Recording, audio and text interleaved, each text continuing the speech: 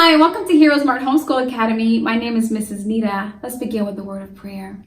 We thank you, Lord, for this time we have to learn and grow. We seek to do the best we can and add to what we know.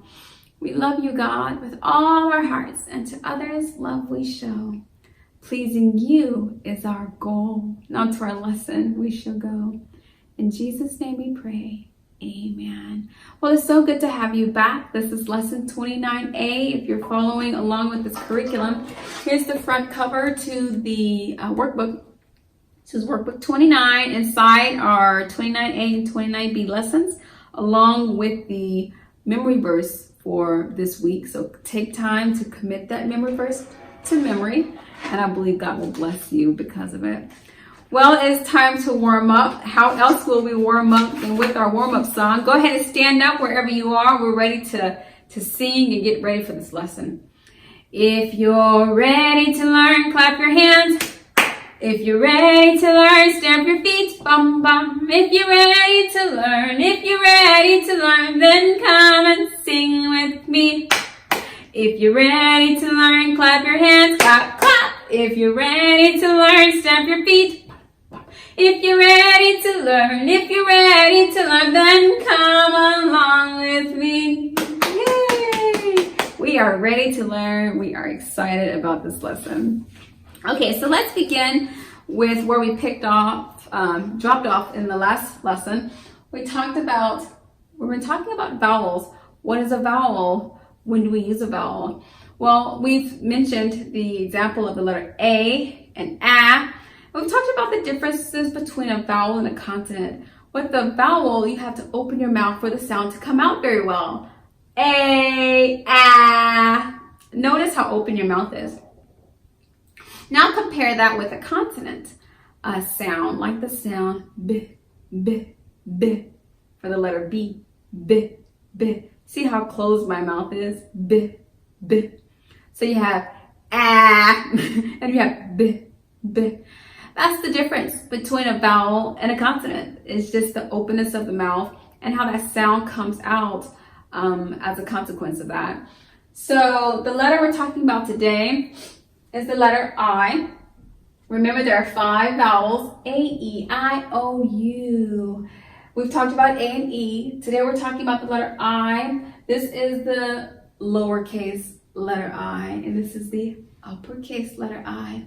The letter I says I, I, I. Let's try it again. I, I, I. Okay, so you have all of the information you need to complete the assignment. But before I let you go, I want to remind you that another significant element of vowels is that you need at least one vowel to make a word. So you need a vowel in your letters to form a word. And an example of that, if you turn to page 6 in your workbook, you have the word dig, the letters D and G. So you have D and you have G, okay? At no time will 2 consonants together form a word. You always have to have at least one vowel in your word. It's true. And not only do you need a vowel in your word, you also need at least one vowel to have a syllable, which we've talked about syllables previously.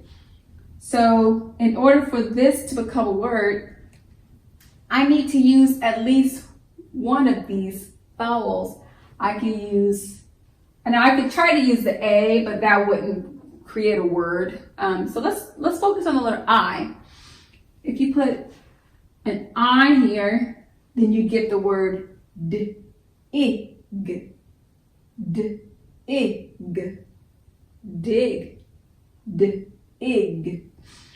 If I chose to replace this I with the letter O, I'd get, with the vowel, remember we need at least one vowel, I'd get d, og, d, og. That's dog. The previous word was dig, and this is dog. If I chose to replace this vowel with another vowel sound like I get d, g, d, g, Doug, Doug. So keep that in mind when you're looking at words. You have to be familiar with the fact that you need at least one vowel to make a word. So as you can see in your exercise on page 6, those words will never be complete without at least one of these letters.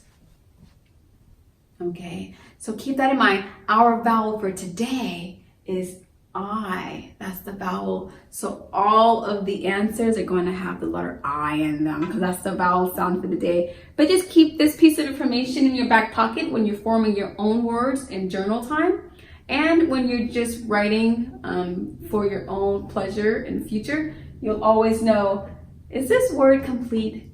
Is there a vowel in this syllable that I'm trying to sound out? And that'll help you with spelling. It'll help you with reading. It'll help you with writing as well. Okay? Okay, at this time, if you like, you may press pause on your device and complete the exercise found on page 6.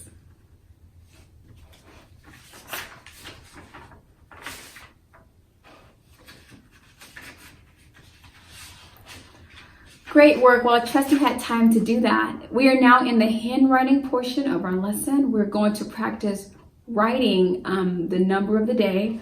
The number of the day is 8. The number of the day is 8. So we're going to practice writing the number. You can turn to page number 9 in your workbook, or if you don't have a workbook, just follow along. Maybe grab some paper and a writing tool and you can follow along with me. The number 8, beginning at the top of your page, you're going to go down this circular motion like this, almost like a C, except you're going to keep going and you're going to go in, down, and in, almost like an S. And then you're going to go up and sort of kind of keep curving until you connect those two at the top. That's how you make the number 8. I know the number 8 can be a little bit tricky, and so take time to practice this as often, as much as you need to. We're going to try again. So we're going to go down with the curve, almost like a C. But then we're going to go down the opposite way to form something like an S. And then we're going to go up and go through this line and connect these two at the top. The number 8. We'll try it one more time, a little bit faster. Go down, around, there's our S, but we're going to keep going and bring those two up. And you have the number 8. Good job. Let's also practice writing the spelling for this number. E-I-G-H-T is how you spell the number 8. It is going to be a sight word for another grade year, but I still encourage my students to recognize the spelling. That way, if you're ever out in public and you're looking for the number 8, perhaps the numeral isn't there and only the spelling, the English spelling of it is there. You'll want to know that's how you spell 8. I found what I'm looking for. So let's practice writing that. We have letter E, I, just ever so close. The letter G, okay, H, and T. And that's how you spell and write the number 8. Let's try this again. We have E, I, G, H, and T. And there you have it. That's how you spell 8. 8, well, good job, bravo. If you need a little more time to work on that, feel free, press pause on your device and return when you're ready to continue.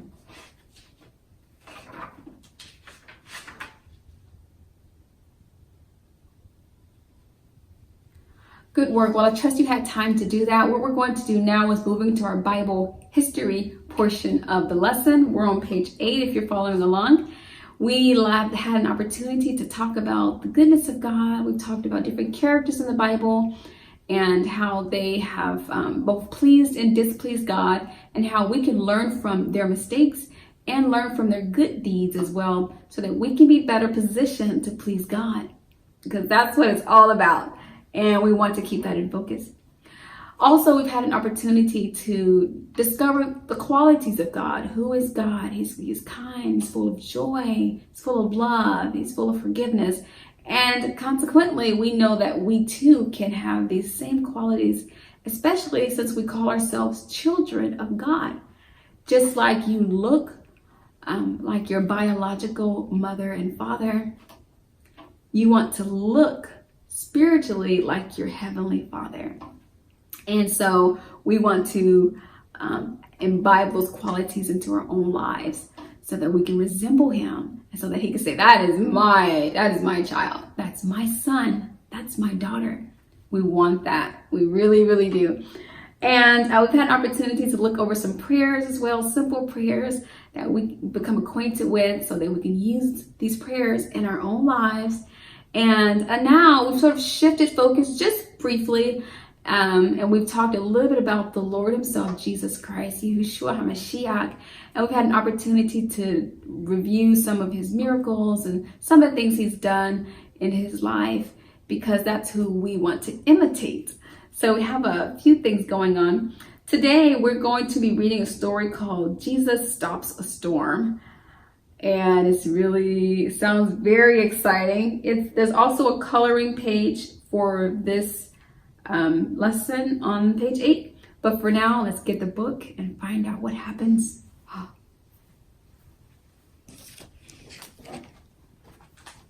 Okay, we're still reading from our Bible, children's Bible. This says Jesus Stops a Storm. Here we go. Jesus and his followers got into a boat and set out across the lake. Jesus was so tired that he fell asleep. Soon a strong wind began to blow. Waves came over the side of the boat. Everyone was very frightened. They woke Jesus. "Help us, or we'll drown." Jesus commanded the wind and waves to be still. The wind stopped, and there were no more waves coming into the boat. The lake became calm. When you are frightened, what do? Remember, Jesus is always there with you. Just ask him to help you. He will. He will. Good. Good. That is the story of how Jesus stopped a storm. It really happened. And he's done a lot of amazing things like that. No problem at all for him. If you like at this time, you may pause your video and complete the coloring exercise you can find on page 8.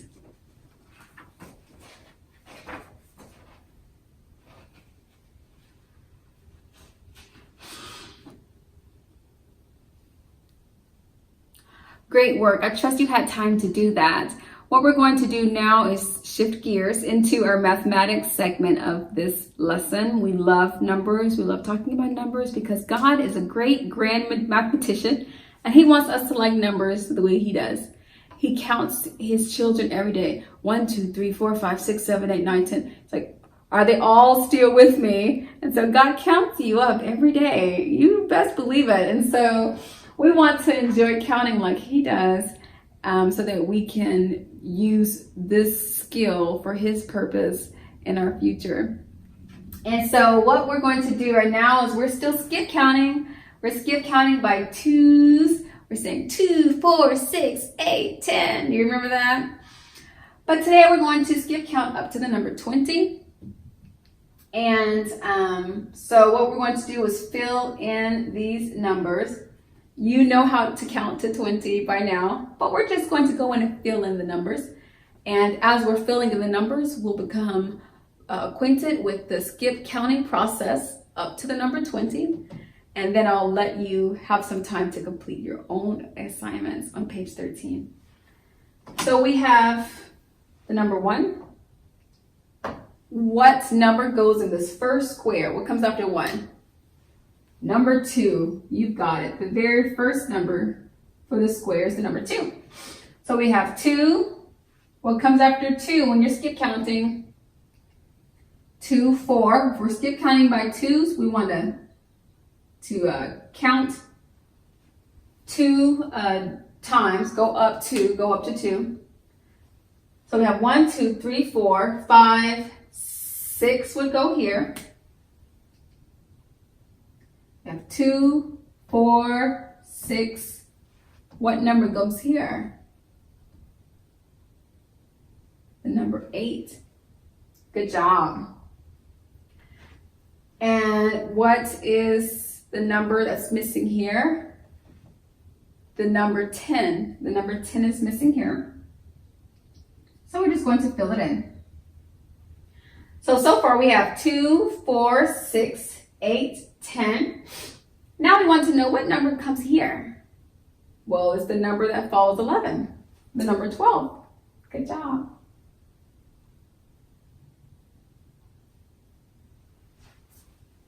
And after 12, when you're skip counting by 2s, going up by 2, what number comes here? 14. 14 goes there. That's right. Number 14 goes here. And when you're counting by 2s, we go 1, 2. So what number goes here? 16. 16 goes there. The number 16 goes there. And now we want to count up by 2.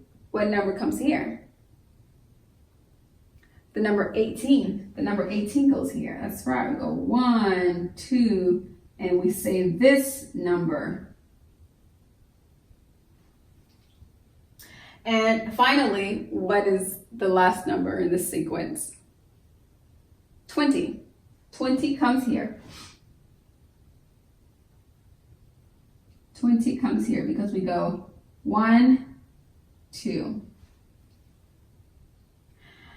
Continue to practice this throughout the week, and we will revisit this topic in your midweek lesson 29B so that we can keep talking about it, reinforcing this concept, and you'll have it in no time. But for now, go ahead and press pause on your device if you like and complete the exercise on page 13.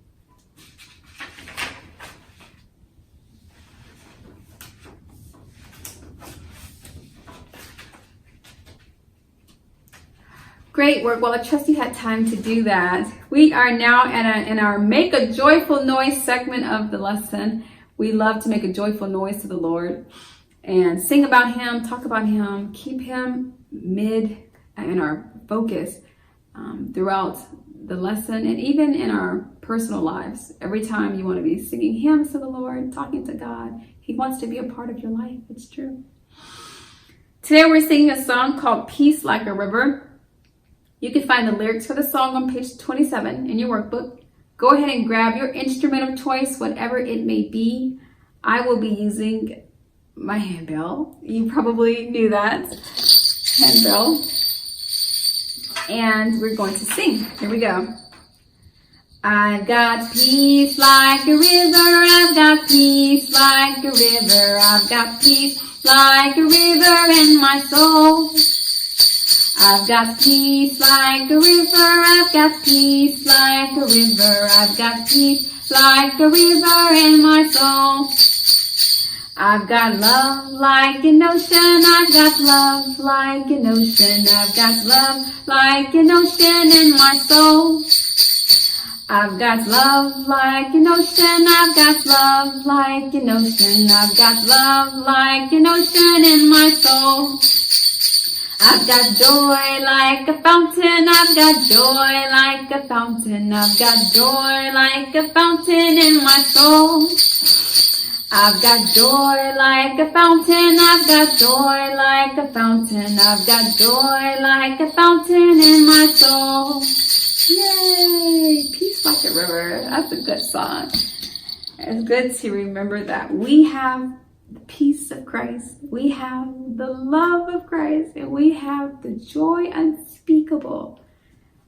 Just because you are in the Messiah, you are in Jesus, you're in Yeshua, and he has given you all of those qualities. Thank God for that. We are now on to basic skills. You can find this content on page number 16. We have been talking about opposites. We're going to pick right back up with opposites, and the examples we gave in the previous lessons talked about the opposite of hot. We said, oh, this is hot. Oh, this is cold. Or, this turtle is slow, but the rabbit is so fast. We will go through this together, and we will draw lines connecting the pictures that are opposites. Here we go. The first one says, quiet. What's the opposite of quiet? Loud, that's right. I may say, I'm in a library, let's be quiet. Or I may say, we're at the circus, get loud. That's right. So you may draw a line connecting those two. The second one says, young. There's a young hippopotamus. A baby hippo is young. What's the opposite of a young baby? If you're not young, you're old. Yeah, you're old. So there's a picture of a young hippo and an old hippo. He has his jaw hanging out. I've been around for a long time. So you can draw a line connecting those two. And finally, there's a picture of an up arrow. Let's go up. What's the opposite of up? Down. Good. If I'm not going up, I'm going down in terms of opposites. So draw a line connecting those two together. Good job. Way to go. And I'm sure you could have done that on your own because you're brilliant, but it's just fun working with you through those opposites. Be sure to spend time using those opposites in your language. You may say, your mommy may say, it's time for you to be quiet. And you can say, oh, okay, so we need to be quiet, not be loud. And articulate those opposites so that you can grow your vocabulary and so that you can have better comprehension skills altogether. It's great. Keep in mind, you have my journal on page 18. You can use that section of the workbook to write down anything that caught your attention. Vowels, opposites, what we learned about in mathematics, Bible journey. Maybe you enjoyed the music, or maybe you want to practice your handwriting some more. Anything that stood out, be sure to write it down because practice makes perfect. And as you're writing, you're committing a lot of this into your memory. So take advantage of that. A note to parents and instructors watching this video with a student, inside the arts and charts section of the workbook, you will find that there is a painting art that the student can do over the week. The child can use paint or crayons or anything you have really. And they're just making 2 marks in each of the circles. And after they've made 2 marks of paint in each of the circles, they will go and count the circles, the number of dots on the circles out loud. 2, 4, 6, 8, 10, 12, etc. And they will continue to do that until they gain fluency with counting by 2s up to the number 20. And so you may want to, you may find that helpful in reinforcing what we've talked about in this lesson. Well, we're at the very end of another great lesson. Thank you so much for joining me. But until next time, goodbye, goodbye. I'll see you next time. Goodbye, goodbye, and may God bless you. Goodbye, goodbye. I'll see you next time. Goodbye, goodbye, and may God bless you. Goodbye, little hero. I'll be your hero's buddy, and as you study with Heroesmart.